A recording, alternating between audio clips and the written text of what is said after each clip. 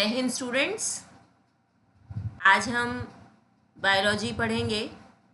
जैसे army GD, army tradesman और navy MR, इसमें जनरल साइंस का पेपर होता है और बायोलॉजी एक बहुत ही इम्पॉर्टेंट एरिया है साइंस का, और उसमें सबसे इम्पॉर्टेंट टॉपिक है सेल। तो आज हम कोशिका के बारे में अपना लेक्चर स्टार्ट करेंगे, जिसे सेल कहते हैं। सबसे पहले तो आपको मैं बताना चाहूँगी कि जिसमें विज्ञान की वह शाखा जिसमें कोशिका का अध्ययन किया जाता है उसे क्या कहते हैं, है ना, उसे कहते हैं साइटोलॉजी। ये एग्जाम में बहुत बार पूछा हुआ क्वेश्चन है कि विज्ञान की वह शाखा जिसमें कोशिका का अध्ययन किया जाता है उसे क्या कहते हैं, कोशिका विज्ञान या फिर इंग्लिश में साइटोलॉजी। तो इसको या तो आप लिख लीजिए, हिंदी में इसे कहते हैं कोशिका विज्ञान और इंग्लिश में इसे कहते हैं साइटोलॉजी, CYTOLOGY। ठीक है। अब ये जो कोशिका है इसके स्ट्रक्चर के बारे में हमें पढ़ना होगा, इसकी संरचना। लेकिन उससे पहले मैं आपको बताऊं कि कोशिका है क्या। इंसान की बॉडी में, इंसान का जो बॉडी है उसका हर एक अंग कोशिका से बना हुआ है। जैसे आप एक मकान देखते हैं, ये सपोज एक मकान हम बना रहे हैं, ये किन से बन रहा है, ये सारी ईंटों से बन रहा है। ठीक है। तो ये छोटी छोटी जो इकाई है इस मकान की, ये ईंटें, ये इस मकान की क्या हो गई, सेल, कोशिका। उसी तरह इंसान की जो बॉडी है उसमें ये सेल आपस में जुड़कर हमारी पूरी बॉडी को बनाते हैं। जैसे यहाँ पे देखो हम स्ट्रक्चर बना रहे हैं, ये कोशिका आपस में मिलकर हमारा पूरा बॉडी का जो अंग है वो तैयार करते हैं। तो अब ये इस कोशिका से आप क्या समझे, ये एक एक कोशिका को अगर आप देखेंगे तो आप देख रहे हैं ये आपस में जुड़कर हमारी बॉडी का एक आकार, हमारी बॉडी को एक आकार देते हैं, शेप देते हैं। तो इसे परिभाषित किया जा सकता है कि कोशिका एक संरचनात्मक, ध्यान से देखना आप इसको, संरचनात्मक एवं क्रियात्मक इकाई है। संरचनात्मक एवं क्रियात्मक इकाई है।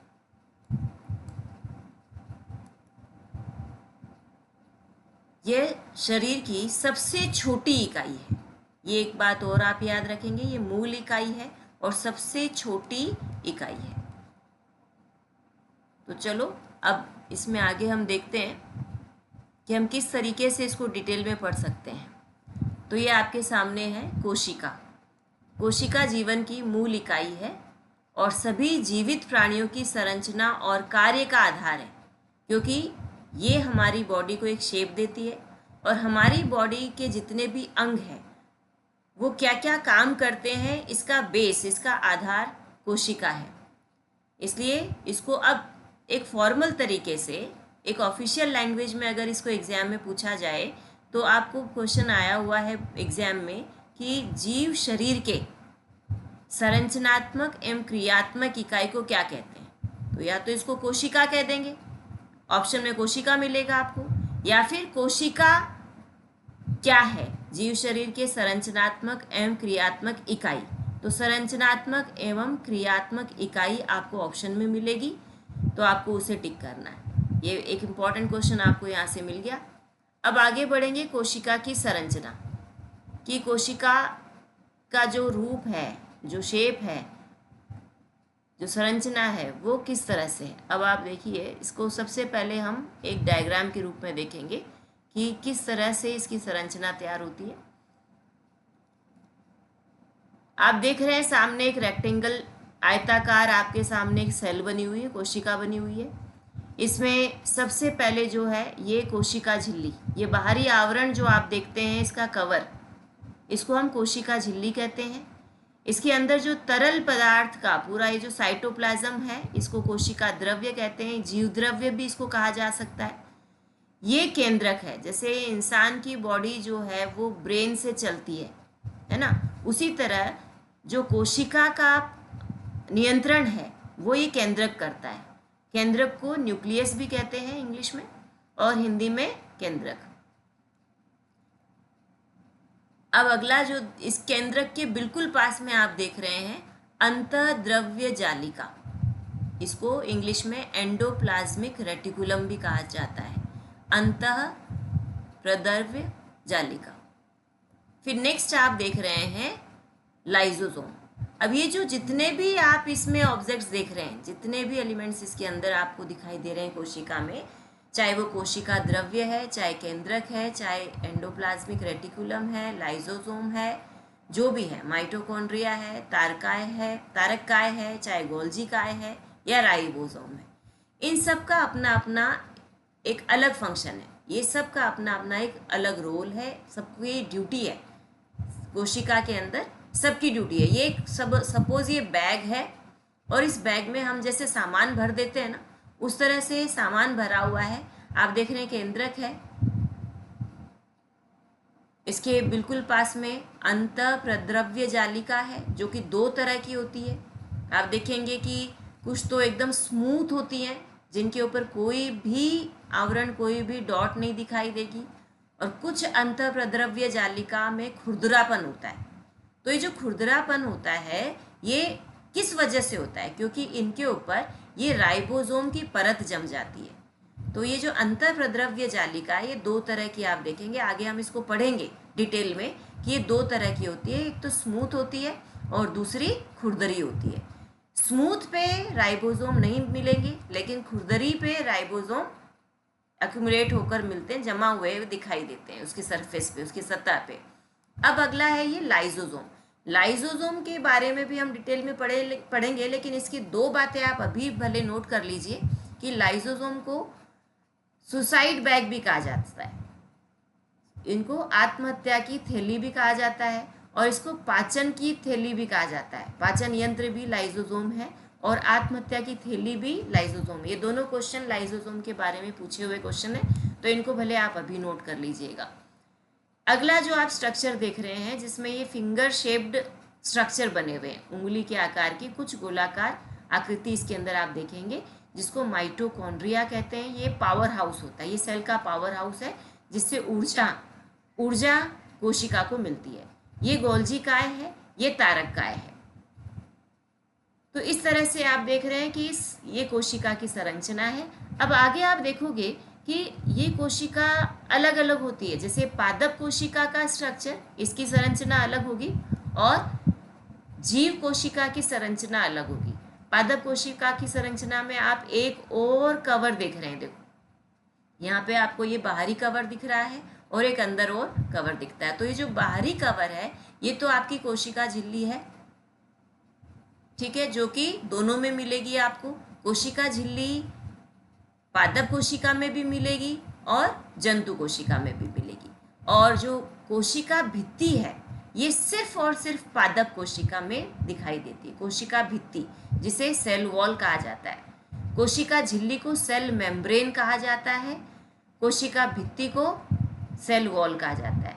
सेल वॉल जीव जंतु कोशिका जो है उसमें नहीं होती है, इसमें सिर्फ कोशिका झिल्ली पाई जाती है। और एक डिफरेंस और आप देखो दोनों स्ट्रक्चर में आप देख रहे हैं कि केंद्रक है, ठीक है, एंडोप्लाज्मिक रेटिकुलम भी दिखाई दे रही है, उसके बाद में ये जितने लाइसोसोम, माइटोकॉन्ड्रिया, ये सब दिखाई दे रहे हैं। लेकिन आप ये देखो तारककाय जो है, तारककाय जंतु कोशिका में दिखाई देता है, पादप कोशिका में ये दिखाई नहीं दे रहा है। इसको आप नोट कीजिएगा कि तारककाय सिर्फ जंतु कोशिका में ही दिखाई देता है, पादप कोशिका में नहीं दिखाई देता है।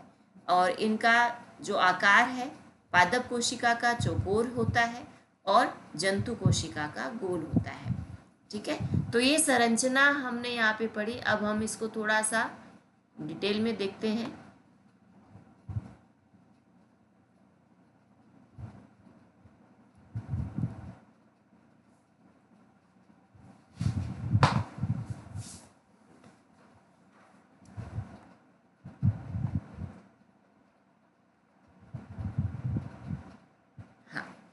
अब ये कोशिका की संरचना जो है, यहाँ पे पहला नंबर आप देख रहे हैं कोशिका झिल्ली। बाहरी परत कोशिका झिल्ली बाहरी परत होती है, जो अभी अभी आपने स्ट्रक्चर में देखा। ये किसके चारों तरफ बनी हुई होती है? कोशिका द्रव्य के ऊपर। ठीक है, जैसे अभी इसको थोड़ा सा हम ड्रॉ करके देखते हैं।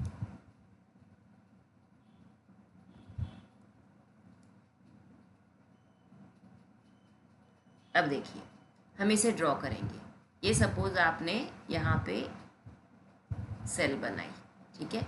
ये जो है, ये कंप्लीट जो कवर आपको दिखाई दे रहा है, ये है आपकी कोशिका झिल्ली, ठीक है।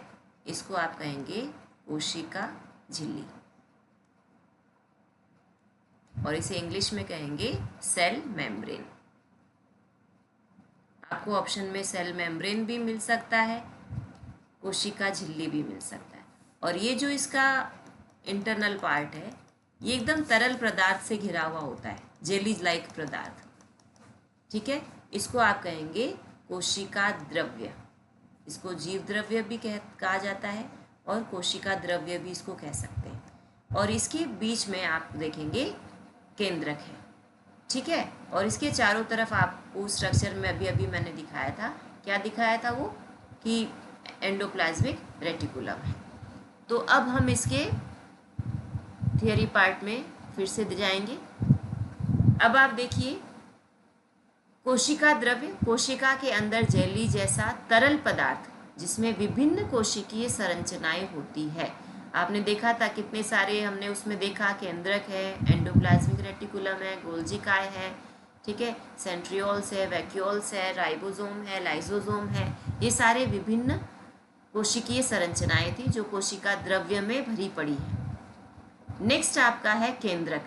ये बहुत ही इम्पोर्टेंट है, ये इसके बारे में एग्जाम में भी पूछा गया है कि केंद्रक की खोज किसने की और इसको क्या कहा जाता है। जैसे यहाँ पे हमने लिख भी रखा है कि कोशिका का नियंत्रण केंद्र जिसमें आनुवांशिक सामग्री होती है, इसे कोशिका का मस्तिष्क कहते हैं। तो ये बहुत ही इम्पोर्टेंट क्वेश्चन है कि इसे क्या कहते हैं। केंद्रक को कोशिका का मस्तिष्क कहते हैं।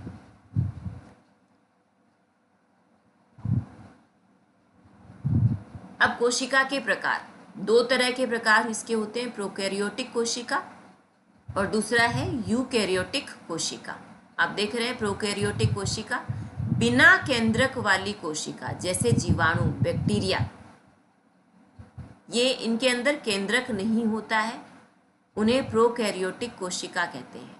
और जिनके अंदर केंद्रक होता है उसे यूकैरियोटिक कोशिका कहते हैं, जैसे कि पौधे और जंतु।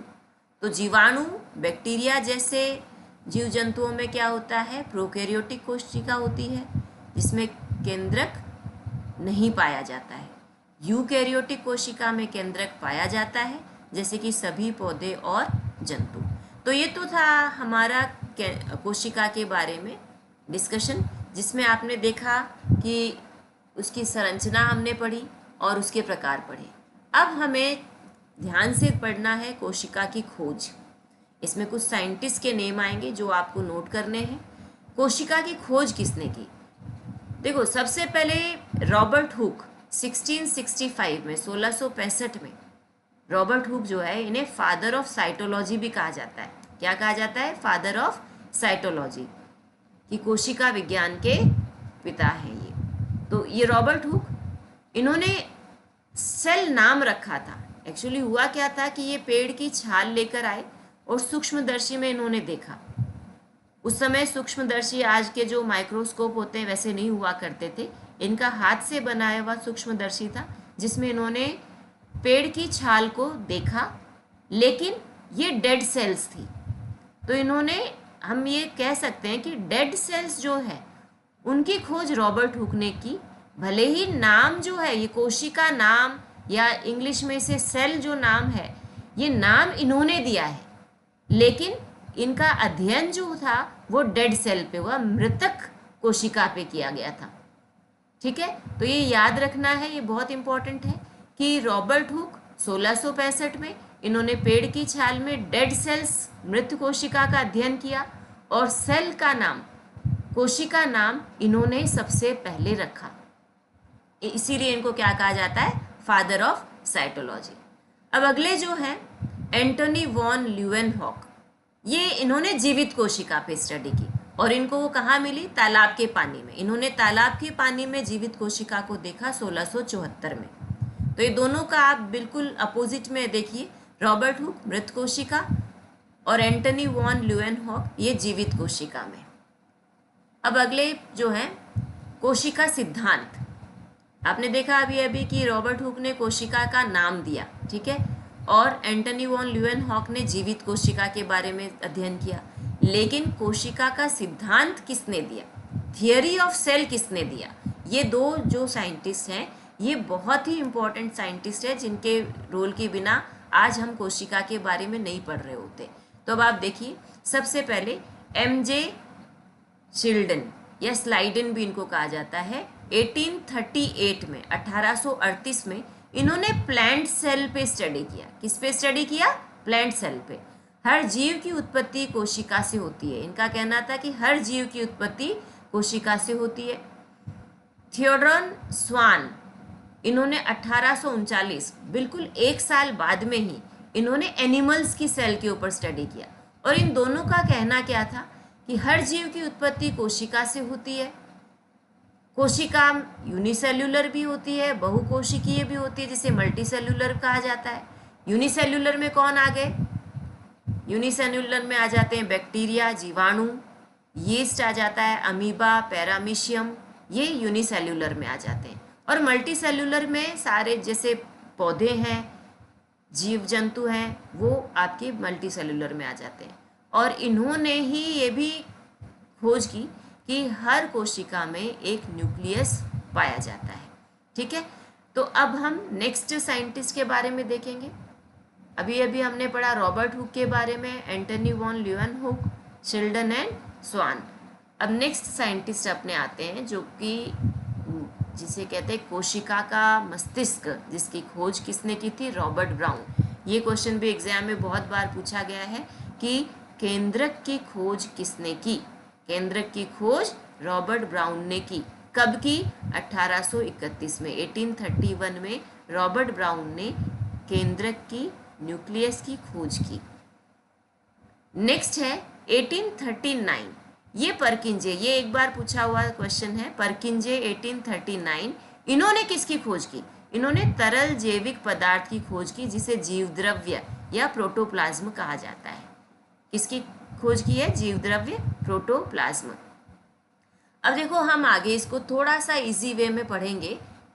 जो एग्जाम में आए हुए क्वेश्चन से आप देख रहे हैं कि सेल के चारों तरफ हमने कुछ क्वेश्चंस बना रखे हैं कि सेल, सबसे छोटी सेल कोशिका किसकी कही जाती है? सबसे छोटी कोशिका किसकी होती है? तो ये एग्जाम में आया हुआ क्वेश्चन है, माइकोप्लाज्मा। सबसे छोटी सेल होती है माइकोप्लाज्मा, सबसे छोटी कोशिका माइकोप्लाज्मा। सबसे बड़ी कोशिका शतुरमुर्ग का अंडा, सबसे बड़ी कोशिका होती है शतुरमुर्ग का अंडा। और अब मानव के अंदर हम सबसे बड़ी, सबसे छोटी कोशिका, सबसे लंबी कोशिका पढ़ेंगे, ठीक है, स्पेशली मानव के अंदर। तो सबसे बड़ी कोशिका मानव में होती है अंडाणु, जिसे ओवम कहा जाता है। और मानव में सबसे छोटी कोशिका होती है शुक्राणु, स्पर्म कहा जाता है जिसे। और मानव में सबसे लंबी कोशिका होती है तंत्रिका कोशिका, जिसे न्यूरॉन कहा जाता है। तो देखो, अगर जनरल क्वेश्चन हो कि कोशिका, सबसे छोटी कोशिका कौन सी है, तब तो आप माइकोप्लाज्मा लिखेंगे। सबसे बड़ी कोशिका कौन सी है, तो शतुरमुर्ग का अंडा होगा। लेकिन स्पेशली अगर मानव में पूछा गया है, तो मानव में सबसे बड़ी कोशिका अंडाणु हो गई, सबसे छोटी कोशिका शुक्राणु हो गई, जिसे स्पर्म कहते हैं, और सबसे लंबी कोशिका तंत्रिका कोशिका हो गई, न्यूरॉन।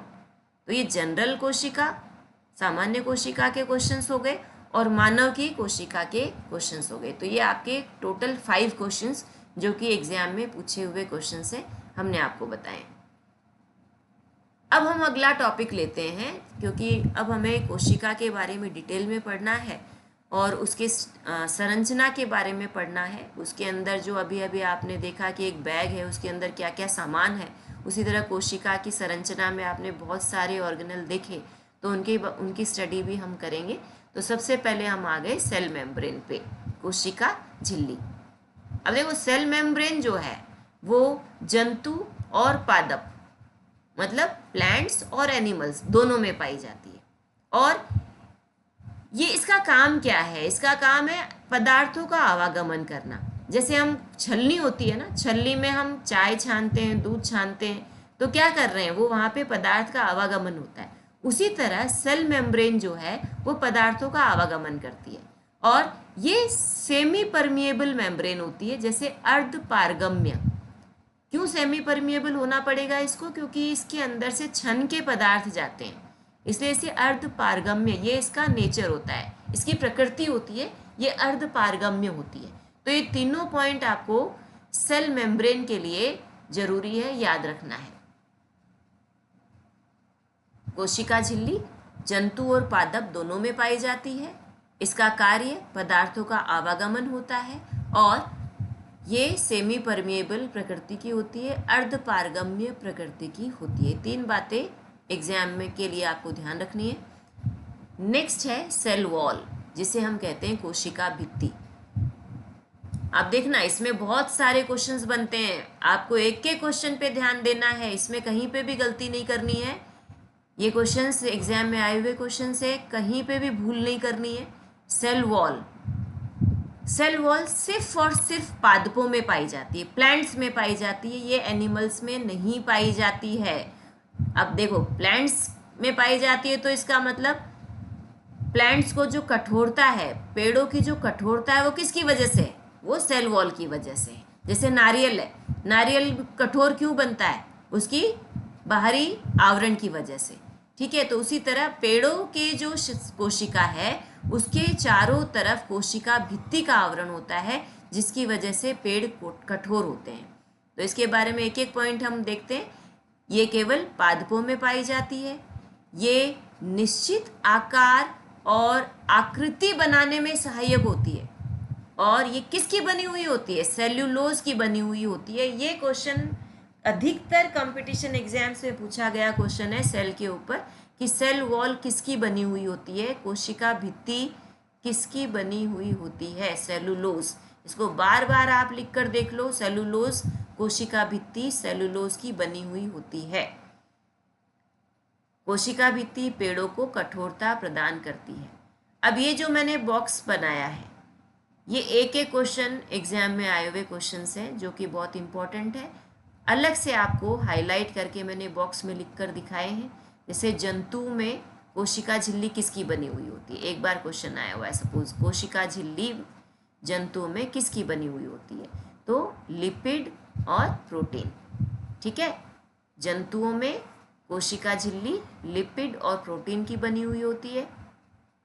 पादपों में कोशिका भित्ति सेलुलोज की बनी होती है। जीवाणुओं में कोशिका झिल्ली पेप्टिडोग्लाइकन की बनी हुई होती है। पेप्टिडोग्लाइकन, इसको ध्यान से लिख लो, पेप्टिडोग्लाइकन। जीवाणुओं में पेप्टिडोग्लाइकन की कोशिका झिल्ली बनी हुई होती है। और कवक में कोशिका झिल्ली काइटिन की बनी हुई होती है, ठीक है। अब देखो इस तरफ ध्यान दो, कोशिका झिल्ली, कोशिका भित्ति, कोशिका झिल्ली, कोशिका झिल्ली। एक बार मैंने सिर्फ कोशिका भित्ति लिखा है। क्यों लिखा है? क्योंकि कोशिका भित्ति पादपों में ही पाई जाती है, बाकी जीवों में क्या पाया जाता है? कोशिका झिल्ली, इसके ऊपर कोई और आवरण नहीं होता है। लेकिन पादपों में कोशिका झिल्ली के ऊपर कोशिका भित्ति पाई जाती है। एक और आवरण होता है जो उसे कठोर बनाता है, पादपों को कठोर बनाती है कोशिका भित्ति, और ये किसकी बनी हुई होती है? सेलुलोज की बनी होती है। तो आई होप ये आपको समझ में आ गया है।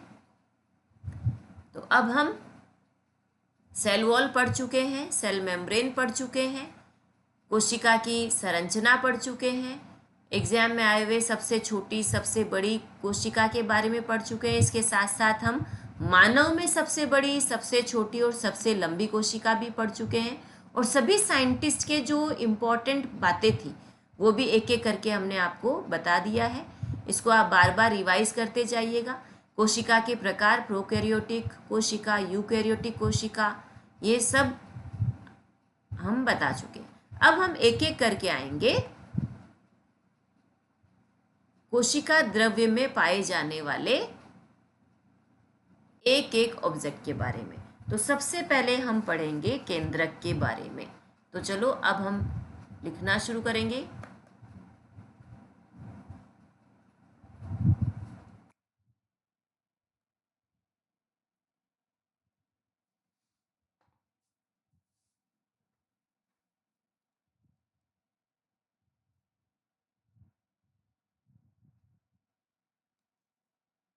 केंद्रक को क्या कहा जाता है? वैसे एग्जाम में पूछा हुआ क्वेश्चन आपको मैंने बताया था कि केंद्रक जो है वो कोशिका का मस्तिष्क कहा जाता है। केंद्रक को कोशिका का मस्तिष्क कहा जाता है। ये पादप कोशिका और जंतु कोशिका दोनों में पाया जाता है। इसको लिखते जाइएगा आप। केंद्रक को कोशिका का मस्तिष्क कहा जाता है और यह पादप और जंतु कोशिका दोनों में पाया जाता है। इसकी डिस्कवरी किसने की? इसकी खोज किसने की? अभी अभी मैंने आपको बताया था, रॉबर्ट ब्राउन ने। कोश जो केंद्रक है, केंद्रक की खोज किसने की? रॉबर्ट ब्राउन ने। रॉबर्ट ब्राउन ने की। कौन से ईयर में की है? 1831 में की है। ये क्वेश्चन एक आपका बन गया कि केंद्रक की खोज रॉबर्ट ब्राउन ने की, 1831 में की, और इसे कोशिका का मस्तिष्क कहते हैं। ठीक है। अब केंद्रक में पाया क्या जाता है ना? इसको इसके इंग्रेडिएंट आपको देखने पड़ेंगे कि केंद्रक में क्या पाया जाता है। केंद्रक में डीएनए होता है, इसमें आरएनए होता है और इसमें गुणसूत्र है ना, जो आनुवांशिक गुण हमारे बनाते हैं, गुणसूत्र, ये भी पाए जाते हैं। ठीक है। तो ये केंद्रक के 3 इंग्रेडिएंट्स हैं, डीएनए, आरएनए और गुणसूत्र। अब ये प्रोटीन इसमें कितना होता है, डीएनए कितना होता है, आरएनए कितना होता है, लिपिड कितना होता है, इसके परसेंटेज हमें देखने पड़ेंगे क्योंकि ये भी एक एक नंबर के क्वेश्चन है। केंद्रक में 70 से 80% जो है वो क्या है? प्रोटीन है। केंद्रक में 70-80 तो प्रोटीन ही पाया जाता है। ठीक है। और इसमें 10% डीएनए होता है। ठीक है। और बहुत ही कम 2 से 3% इसमें आरएनए होता है और 3 से 5% इसमें लिपिड्स होते हैं। 3 से 5% इसमें लिपिड्स होते हैं। फिर से दोहरा रही हूँ मैं कि 70 से 80% इसमें प्रोटीन होता है, 10% इसमें डीएनए होता है, 2 से 3% इसमें आरएनए होता है और 3 से 5% इसमें लिपिड्स होते हैं। ये एक एक क्वेश्चन, अलग अलग क्वेश्चन बन गए केंद्रक टॉपिक पे, तो ये आपको ध्यान से लिख लेना है। अब नेक्स्ट जो ऑर्गेनल आ रहा है ये भी बहुत इंपॉर्टेंट है कोशिका में, जिसे अंतःप्रद्रव्य जालिका कहा जाता है ना? अंतःप्रद्रव्य जालिका, इसको एक बार लिख के देख लेते हैं। अंतःप्रद्रव्य जालिका, और इंग्लिश में इसे कहते हैं एंडोप्लाज्मिक रेटिकुलम।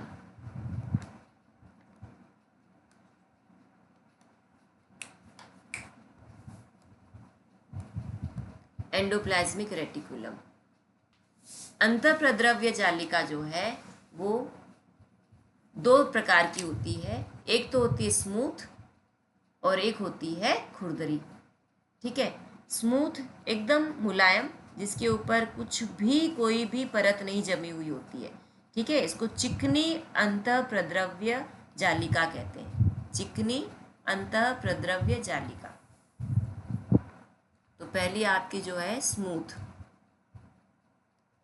इसको हम कह देंगे चिकनी अंतःप्रद्रव्य जालिका, और दूसरी जो है वो है खुरदरी, इसको कह सकते हैं रफ, जिसको हम कहते हैं इंग्लिश में खुरदरी अंतःप्रद्रव्य जालिका। अब ये खुरदरी क्यों है? जैसे ये सपोज अगर हम बनाते हैं,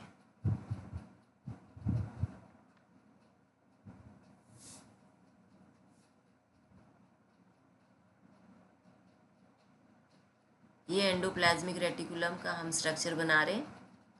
इसमें आप देख रहे हैं कि कुछ पे तो कोई भी खुरदरापन नहीं है, ये है चिकनी, और कुछ पे अगर हम इस तरह से डॉट डॉट डॉट की परत जमा दें तो ये हो गई खुरदरी अंतःप्रद्रव्य जालिका। अब ये डॉट डॉट है क्या, ये किस चीज की परत बन गई? ये परत है राइबोसोम की। राइबोसोम बहुत इंपॉर्टेंट रोल प्ले करता है कोशिका में। ये प्रोटीन सिंथेसिस, प्रोटीन का संश्लेषण करता है, प्रोटीन का संश्लेषण करता है। कौन? राइबोसोम। और ये किसके ऊपर पाए जाते हैं? एंडोप्लाज्मिक रेटिकुलम पे, अंतःप्रद्रव्य जालिका पे। तो ये ध्यान से देख लो इसमें। और जो स्मूथ अंतःप्रद्रव्य जालिका है, ये तो राइबोसोम रफ वाले पे आपने देखा। ये स्मूथ जो है, ये स्मूथ क्यों होती है भाई? यहाँ पे खुरदरापन राइबोसोम की वजह से है, लेकिन इसमें ये चिकनापन किस वजह से? ये भी एक क्वेश्चन बनता है। तो ये जो चिकनापन है, ये कार्बोहाइड्रेट और वसा की वजह से। ये जो इसका चिकनापन है, एंडोप्लाज्मिक रेटिकुलम का अंतःप्रद्रव्य जालिका का चिकनापन, ये कार्बोहाइड्रेट और वसा की वजह से है। अब एंडोप्लाज्मिक की खोज किन किन लोगों ने की? 3 साइंटिस्ट का नाम यहाँ पर आता है। ठीक है, 3 साइंटिस्ट है। पहले है केथ पोर्टर।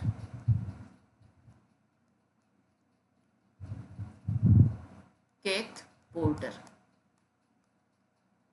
दूसरे साइंटिस्ट हैं अल्बर्ट क्लाउडे। अल्बर्ट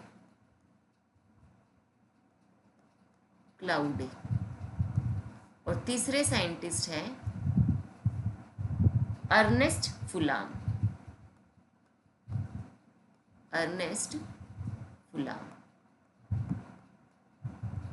ये तीनों आपके साइंटिस्ट हैं जिन्होंने एंडोप्लाज्मिक रेटिकुलम का अध्ययन किया और इसकी खोज की, इसको नाम दिया केथ पोर्टर, अल्बर्ट क्लाउडे और अर्नेस्ट फुलाम। ये भी अपने आप में एक एक नंबर के क्वेश्चन हो गए कि इसकी खोज करने वाले साइंटिस्ट, वैज्ञानिक कौन थे, अंतःप्रद्रव्य जालिका के कितने प्रकार होते हैं, अगर खुरदरी अंतःप्रद्रव्य जालिका है तो वो किस वजह से है, चिकनी है तो वो किस वजह से, कौन सा संश्लेषण हो रहा है, खुरदरी में राइबोसोम प्रोटीन संश्लेषण कर रहा है, तो चिकनी में कार्बोहाइड्रेट और वसा का संश्लेषण। वसा को इंग्लिश में फैट, एग्जाम में फैट भी दिया जा सकता है, कार्बोहाइड्रेट एंड फैट, FAT।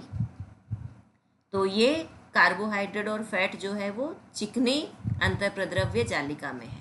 तो ये आपका एक टॉपिक और कंप्लीट हो गया है। केंद्रक के बाद हमने कंप्लीट किया है अंतःप्रद्रव्य जालिका, एंडोप्लाज्मिक रेटिकुलम।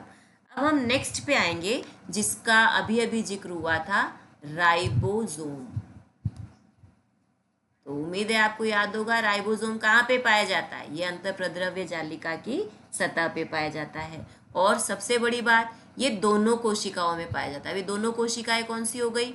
एक तो जंतु कोशिका और एक पादप कोशिका, दोनों में पाया जाता है राइबोसोम। ठीक है, और इसकी खोज किसने की?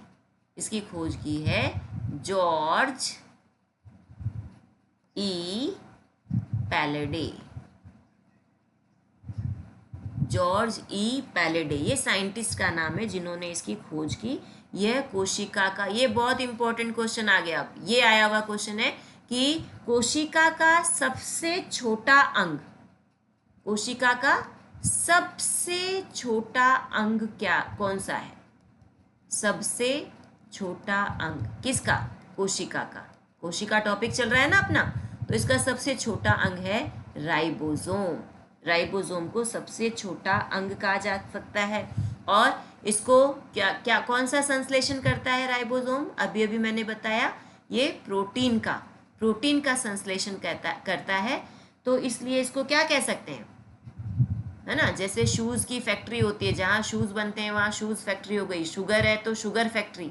तो जहाँ प्रोटीन बनेगा उसको हम कह सकते हैं प्रोटीन फैक्ट्री। तो राइबोसोम को कहते हैं प्रोटीन फैक्ट्री। ये भी एग्जाम में पूछा हुआ क्वेश्चन है कि प्रोटीन, कोशिका की प्रोटीन फैक्ट्री किसको कहते हैं? कोशिका की प्रोटीन फैक्ट्री राइबोसोम को कहते हैं। अब इसमें क्या बनता है? ये जो राइबोन्यूक्लिक एसिड है ये प्रोटीन की बनी हुई होती है, ठीक है। और इसके दो टाइप हैं राइबोसोम के। कौन से दो टाइप हैं? एक तो 70S और दूसरा होता है 80S। ये भी बहुत जानने लायक बात है, इसको ध्यान से समझो। 70S और 80S। ये 70S किस में पाए जाते हैं? जो बिल्कुल भी देखे नहीं जा सकते, जैसे हम हमारी आंखों से इन राइबोसोम्स को, इन जंतुओं को नहीं देख सकते, जैसे कि बैक्टीरिया, जीवाणु, इनको हम नहीं देख सकते। इनको सूक्ष्मदर्शी की सहायता से ही आप देख पाओगे, नहीं तो नहीं देख पाओगे, है ना। जैसे हम दही खा लेते हैं, लेकिन अगर दही को आप सूक्ष्मदर्शी में देखोगे तो उसमें जो लैक्टोबैसिलस है वो बैक्टीरिया आपको दिखाई देंगे, लेकिन क्या आंखों से दिखाई देते हैं? हम बड़े चाव से टेस्ट लेकर दही को खा लेते हैं, ठीक है। तो उनमें कौन सा राइबोसोम पाया जाता है? 70S, जिसको हम आंखों से नहीं देख सकते। और जो बड़े आकार के हैं, जैसे कि सारे लिविंग ऑर्गेनिज्म, विकसित पौधे, जो जीव हैं, विकसित जीव, विकसित पौधे, है ना, इसको आप लिख सकते हो विकसित पौधे और जीव, इनमें 80S, क्योंकि ये हम हमारी आंखों से देख सकते हैं, ठीक है। तो इनमें 80S वाले राइबोसोम पाए जाते हैं।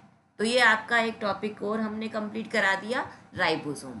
हम थोड़ा फास्ट कर रहे हैं क्योंकि एग्जाम आपकी बहुत नज़दीक आ रही है, तो हमें फटाफट जो जो इम्पोर्टेंट टॉपिक हैं वो कंप्लीट करने हैं। अब नेक्स्ट हम आ रहे हैं पावर हाउस, है ना, पावर हाउस, माइटोकॉन्ड्रिया। इसके बिना एनर्जी नहीं है ना। हम जैसे एक्सरसाइज करते हैं, फूड लिए बिना हमें एनर्जी नहीं मिलती है, उसी तरह कोशिका का जो पावर हाउस है ना, ऊर्जा का जो स्रोत है वो है माइटोकॉन्ड्रिया। माइटोकॉन्ड्रिया बहुत ही बढ़िया स्ट्रक्चर लगता है हमें, क्योंकि आप देखो ये एकदम ओवल शेप आ गया, ये हम डायग्राम ड्रॉ कर रहे हैं, ठीक है। और एक और हम इसकी चलो परत बना देते हैं यहाँ पर, बाहरी परत, आंतरिक परत, और ये जो अंदर की जो परत है इसी से फिंगर टाइप आप देखेंगे कि ये जो फिंगर टाइप स्ट्रक्चर जा रहा है ना, स्पाइरल में, ये माइटोकॉन्ड्रिया के अंदर की क्रिस्टी है, जो अंगुली के आकार में आपस में मुड़ते हुए चलती है। ये इनको हम क्रिस्टी कहते हैं। क्या कहते हैं? क्रिस्टी। माइटोकॉन्ड्रिया का ये क्रिस्टी पार्ट है, और ये बाहरी परत है, ये आंतरिक परत है। और इसका आविष्कार किसने किया माइटोकॉन्ड्रिया का? कोलिकर। क्या नाम है साइंटिस्ट का? कोलिकर साइंटिस्ट का नाम है, और इन्होंने 1880 में माइटोकॉन्ड्रिया का आविष्कार किया। कोलिकर ने 1880। ये एक अपने आप में एक क्वेश्चन बन गया, देखो ऑब्जेक्टिव क्वेश्चन है, एग्जाम में आया हुआ क्वेश्चन है कि 1880 में कोलिकर ने माइटोकॉन्ड्रिया का आविष्कार किया, लेकिन इसने नाम नहीं दिया था।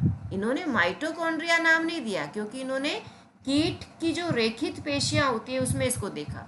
कीट मतलब छोटे छोटे कीड़े, उनकी रेखित पेशियों में, कीट की रेखित पेशियों में देखा। किसने? कोलिकर ने 1880 में कीट की रेखित पेशियों में माइटोकॉन्ड्रिया के स्ट्रक्चर को देखा, लेकिन इन्होंने माइटोकॉन्ड्रिया नाम उस समय नहीं रखा था। तो ये माइटोकॉन्ड्रिया नाम रखा किसने? चलो दूसरे साइंटिस्ट पे आते हैं। ये था 1890, पूरे 10 साल बाद, है ना, 10 साल बाद एक साइंटिस्ट और जिन्होंने माइटोकॉन्ड्रिया को देखा, ओके, और इनकी उपस्थिति के बारे में इन्होंने बताया, और इन्होंने भी माइटोकॉन्ड्रिया नाम नहीं रखा। इन्होंने क्या नाम रख दिया? बायोब्लास्ट। ठीक है, अब आते हैं 1898 पे, 8 साल बाद, 1898। ठीक है, और अब आपको मिलने वाला है नाम, और ये नाम दिया था सी बेंडा। इस साइंटिस्ट का नाम है सी बेंडा। सी बेंडा वो नाम है जिन्होंने माइटोकॉन्ड्रिया नाम दिया। ओके, इसका नामकरण जो है माइटोकॉन्ड्रिया का, ये सी बेंडा ने किया। सबसे पहले देखा था कोलिकर ने। कहाँ देखा था? कीट की रेखित पेशियों में देखा था। उन्होंने इसका कोई नाम नहीं दिया, सिर्फ देखा था। अगले जो थे 1890 में, वो कौन थे 1890 वाले? वो थे अल्टमैन। इनका नाम था अल्टमैन, जिन्होंने इसे देखा और बायोब्लास्ट नाम दिया। ठीक है, इनकी कोशिकाओं की, इसमें कोशिका में माइटोकॉन्ड्रिया की उपस्थिति के बारे में इन्होंने अध्ययन किया और नाम दे दिया बायोब्लास्ट। अब अगला जो है सी बेंडा, इन्होंने 1898 में माइटोकॉन्ड्रिया को देखा और इसको नाम भी दिया माइटोकॉन्ड्रिया। तो रोल किसका हो गया? सी बेंडा का। नामकरण में रोल हो गया सी बेंडा का। देखा सबसे पहले कोलिकर ने था। तो ये अपना माइटोकॉन्ड्रिया का स्ट्रक्चर है। अच्छा, माइटोकॉन्ड्रिया का जो अभी आप स्ट्रक्चर बना रहे थे, एक बार फिर से इस डायग्राम को देखिए।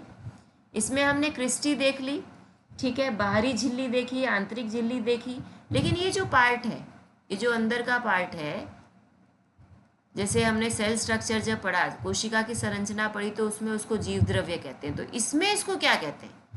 जो पूरा ये जो स्पेस है जिसके अंदर ये क्रिस्टी घिरी हुई है, इस स्पेस को कहेंगे मैट्रिक्स।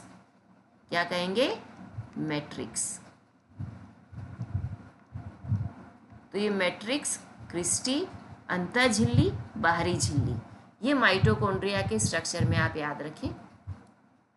अब अगले हम इसके बारे में पढ़ेंगे माइटोकॉन्ड्रिया का, कि ये किस चीज़ का निर्माण करता है। ये एग्जाम में आया हुआ क्वेश्चन है, एटीपी। एटीपी का निर्माण कौन करता है? माइटोकॉन्ड्रिया करता है। अब ये एटीपी क्या है? ये है एडेनोसिन ट्राइफॉस्फेट। इसको लिख लीजिए आप, ADENOSINE,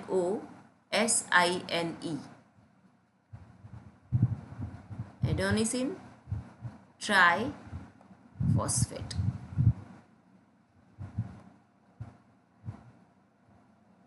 एटीपी, वैसे एग्जाम में एटीपी भी आ सकता है सिंपली, लेकिन फिर भी आपको पूरा नाम पता होना चाहिए। और माइटोकॉन्ड्रिया दूसरा काम, ये तो पहला था कि ये एटीपी का निर्माण करता है। दूसरा क्या है कि ये भोजन का ऑक्सीकरण करता है। क्या करता है? भोजन का ऑक्सीकरण। ये भोजन का ऑक्सीकरण करता है। ठीक है, और कोशिका के श्वसन संबंधित, रेस्पिरेशन जिसको हम कहते हैं, सांस लेना और छोड़ना, श्वसन संबंधित जो कार्य है वो भी कौन कर रहा है? माइटोकॉन्ड्रिया करता है। कोशिका का श्वसन संबंधित कार्य माइटोकॉन्ड्रिया करता है। तो आपको हमने बहुत सारी बातें बताई माइटोकॉन्ड्रिया के बारे में, कि इसको पावर हाउस कहा जाता है, ये एटीपी का निर्माण करता है, एडेनोसिन ट्राइफॉस्फेट, और ये भोजन का ऑक्सीकरण करता है। श्वसन संबंधित सारी क्रियाएं माइटोकॉन्ड्रिया ही हैंडल करता है। और माइटोकॉन्ड्रिया के स्ट्रक्चर में क्रिस्टी को आप याद रखिए, जो फिंगर लाइक स्ट्रक्चर है, उंगली के आकार की। मैट्रिक्स को याद रखें, अंतर झिल्ली और बाहरी झिल्ली। इससे ज़्यादा माइटोकॉन्ड्रिया के बारे में आपसे नहीं पूछा जाता है। तो पावर हाउस याद रखना, एटीपी याद रखना, भोजन का ऑक्सीकरण याद रखना, और कोशिका का श्वसन संबंधित कार्य। तो कार्य पूछे जाते हैं एग्जाम में, तो ये 3-4 काम माइटोकॉन्ड्रिया के जो अभी अभी आपको बताए वो याद रखें। अब अगला जो है वो है लाइसोसोम। अभी आपको बताया था कि लाइसोसोम के बारे में इम्पोर्टेंट बात है कि इनको सुसाइड बैग कहा जाता है और पाचन की थैली भी कहा जाता है। कि आत्महत्या की थैली भी लाइसोसोम है, आत्महत्या की थैली ये भी लाइसोसोम है, और पाचन की थैली भी लाइसोसोम को कहा जाता है। और इसकी आविष्कार करने वाले जो साइंटिस्ट थे वो कौन थे? क्रिस्टियन दे दुवे। क्रिस्टियन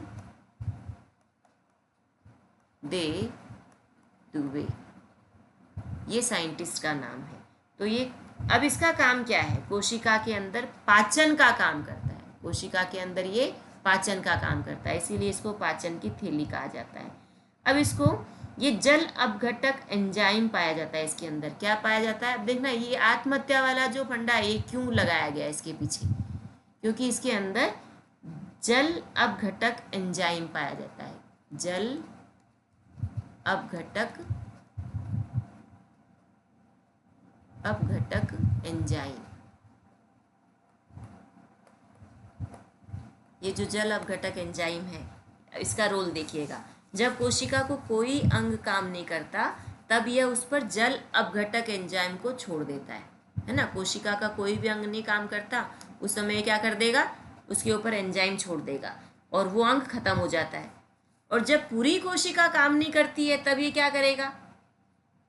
ये पूरी तरह से फट जाता है, ये एंजाइम पूरी तरह से फट जाता है और ये कोशिका नष्ट हो जाती है। इसलिए इसको सुसाइड बैग कहा जाता है, आत्महत्या की थैली कहा जाता है।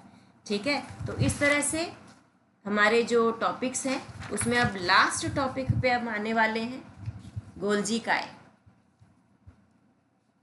और तारक काय। ये दो आपके छोटे छोटे से टॉपिक है जो इसको कंप्लीट करते ही हमारा कोशिका का टॉपिक कंप्लीट हो जाता है। तो अब हम लिख रहे हैं यहाँ पर गोल्जी काय। एग्जाम में जो आने वाले पॉइंट्स हैं वही हमने डिस्कस किया है। पूरी कोशिश की है कि आपको मैक्सिमम हम इस समय में बता पाएँ। 1898 में कैमिलो गोल्जी, देखिए साइंटिस्ट के नाम में ही इस ऑर्गेनेल का नाम आ रहा है, कैमिलो गोल्जी। गोल्जी काय का आविष्कार किसने किया? कैमिलो गोल्जी ने किया 1898 में। ये इसको यातायात प्रबंधक कहा जाता है। यातायात प्रबंधक क्या कहा जाता है? यातायात प्रबंधक, ट्रांसपोर्ट का, है ना, पूरा कंट्रोल इसके पास में गोल्जी काय को। पदार्थों का परिवहन करता है, इसे यातायात प्रबंधक कहा जाता है। अब अगला आ गया आपका तारक काय। तारक काय, ये तारक काय को इंग्लिश में क्या कहते हैं? जैसे गोल्जी काय को गोल्जी बॉडी कहा जाता है, वैसे तारक काय को सेंट्रोसोम कहा जाता है। क्या कहा जाता है? सेंट्रोसोम। सेंट्रोसोम ये सिर्फ और सिर्फ जंतु कोशिका में पाया जाता है। किस में पाया जाता है?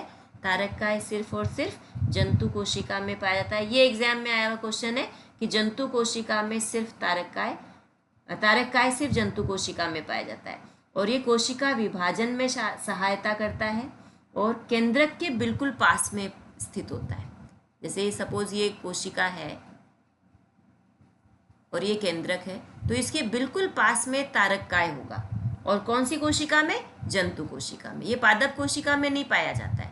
जंतु कोशिका में केंद्रक के बिल्कुल करीब तारक काय होता है और ये कोशिका विभाजन, जो सेल डिवीजन होता है ना, आगे हम पढ़ेंगे माइटोसिस मियोसिस, वो सेल डिवीजन का पार्ट है। तो ये जो कोशिका का विभाजन है ये किसकी वजह से होता है? तारक काय की वजह से होता है। तारक काय इसमें अपनी अहम भूमिका अदा करता है। तो इस तरह से मैक्सिमम आपको बताने की कोशिश की है। आप सभी टॉपिक्स को एक बार फिर से पढ़िएगा और ध्यान से देखिएगा। जो एग्ज़ाम में आए हुए क्वेश्चंस हैं वो हमने आपको बताए हैं। साइंटिस्ट और उनके नाम और उनके ईयर, उनकी खोज, हर एक बात को आपको बताया गया है। इसको बार बार लिख लिख के याद कर लीजिएगा। Thank you. जय हिंद।